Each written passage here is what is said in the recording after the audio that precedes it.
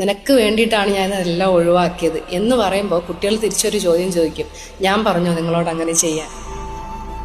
നമ്മൾ മിററിൽ നോക്കുമ്പോൾ എപ്പോഴെങ്കിലും തോന്നിയിട്ടുണ്ടോ ഇത് ശരിക്കുള്ള ഞാനല്ല, പണ്ട് ഞാൻ ഇങ്ങനെ ആയിരുന്നില്ല എന്ന് തോന്നിയിട്ടുണ്ടോ?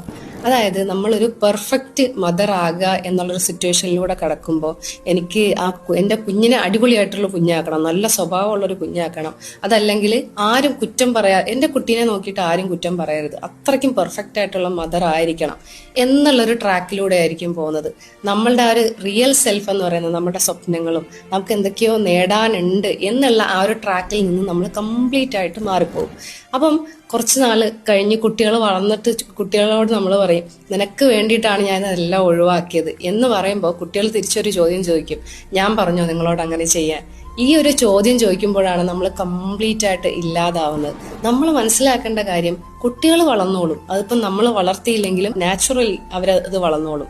നമ്മൾ ജസ്റ്റ് നർച്ചർ ചെയ്താൽ മതി, അവരൊന്ന് ഗൈഡ് ചെയ്താൽ മതി, അവർക്ക് വേണ്ട രീതിയിൽ അവരാവശ്യമായ കാര്യങ്ങൾ ചുറ്റും എടുത്തുകൊണ്ട് തന്നെ അവർ വളർന്നോളും.